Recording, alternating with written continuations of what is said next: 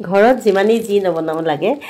বিহু বুলি অকণমান বজাৰখনলৈ নগ'লে ভালেই নালাগে নহয়নে কালি সন্ধ্যা গৈছিলোঁ এয়া বিহু বজাৰলৈ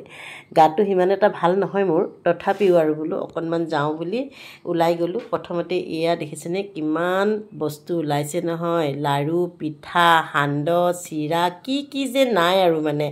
হুৰুম আখৈ সকলো আছে মই বোলো কিবা এটা অকণমান লওঁ প্ৰথমতে লৈছোঁ এয়া জহা চাউল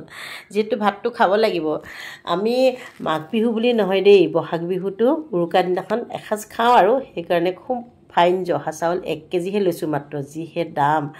বোলো 1 কেজিকে দিয়া আৰু বিভিন্ন ধৰণৰ খোৱা সামগ্ৰী উভৈনদী হৈ আছে কিন্তু মানুহ কম দেই বজাৰখনত আপোনালোকে হয়তো অনুমান কৰিব পাৰিছে মানুহ তেনেই কম সমাগম যেটো বহাগ বিহু বুলি বহুত মানুহ গাঁৱলৈ গুচি যায়গৈ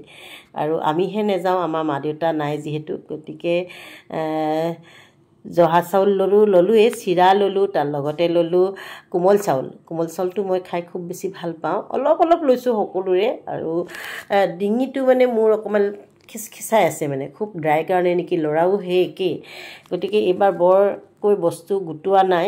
পিঠা পনাও তেনেকৈ বহুত বেছি বনোৱা নাই ঘৰত দেই মুড়ি লাড়ু কেইটামান লওঁ বুলি ভাবিছোঁ সি কৈছে নালাগে মুড়ি লাড়ু তাৰপাছত আহিলোঁ এয়া এখন মিঠাই দোকানলৈ একাপ চাহ খাই যাওঁ বুলি মিঠাই মই নিনিওঁ ঘৰলৈ কেতিয়াও নিনো মিঠাই দেই একাপ চাহে খাওঁ বুলি ভাবিলোঁ যিহেতু ওলাই আহিলে চাহ একাপ খাবলৈ মন যায়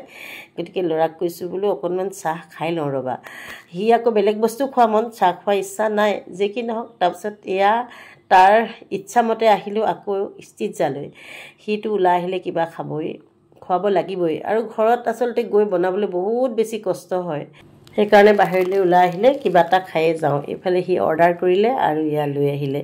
আৰু এইবিলাক অনা দায়িত্ব তাৰ মই কেতিয়াও নানোগে মই বহিহে থাকোঁ চিকেন ফ্ৰাইড ৰাইচ তাত আকৌ পৰ্ক নাপায় দেই চিকেনহে পায় আৰু খাদ্য মানদণ্ডটো কিন্তু ভাল দেই ষ্টিজাৰ বেয়া নহয় সঁচাকৈ টেষ্টি হয় আৰু এয়া দেখিছেনে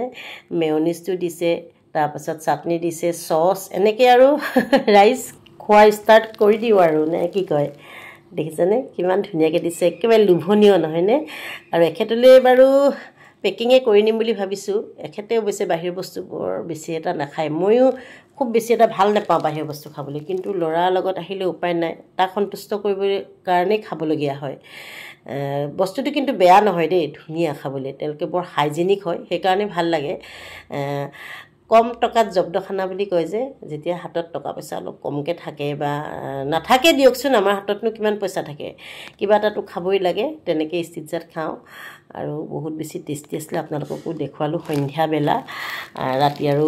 ৰান্ধাৰ কাম নাথাকে মই কৈছোঁৱে বাহিৰলৈ ওলাই আহিলে প্ৰায় আমি খায়ে যাওঁ দুইটাই দেই কিবা অকণমান মানে নোখোৱাকৈ নাযাওঁৱে ইমান কষ্টকৈ গৈ পেলাই আকৌ আৰু বনাবলৈ মানে ধৈৰ্য নাথাকে বহুত কাম কৰোঁ নহয় ৰাইজ আমাৰতো কোনো মানে সহায়িকা নাই যে কোনোবাই কিবা এটা কৰি দিব বা বাচনকেইটাকে ধুই দিব কিবা এটাকে কৰি দিব এইটো জেদ কৰিব লাগে কেৱল মাত্ৰ ঘৰ সৰা ঘৰ মোচাৰ কাৰণে এগৰাকী মোৰ সহায়িকা লৈছোঁ বাকী কাপোৰ ধোৱাৰ পৰা আদি কৰি সকলো কাম মই নিজেই কৰোঁ বহুত বেছি কষ্ট হয় তাৰ উপৰি মই বাহিৰৰ কাম কৰোঁ আপোনালোকে জানে আৰু উপাৰ্জন নকৰিলেতো নহ'ব নহয়নে মই মানে মানুহজনৰ উপাৰ্জনেৰে খৰচ কৰিবলৈ বহুত বেছি টান পাওঁ মানে লাজ পাওঁ আচলতে এখেতক কিবা এটা পইচা খুজিবলৈ মই যত যি খৰচ কৰোঁ মোৰ উপাৰ্জনেৰেহে কৰোঁ দেই আৰু ল'ৰা ছোৱালীকো মোৰ উপাৰ্জনেৰে যেতিয়া কিবা এটা বস্তু দিওঁ খুব শান্তি লাগে সেয়াই আৰু যে কি নহওক বাৰু আপোনালোকে কোনে কোনে বিহু বজাৰ কৰিলে জনাব আৰু কোনে কোনে বাহিৰলৈ আহিলে এনেকৈ খাই ভাল পায়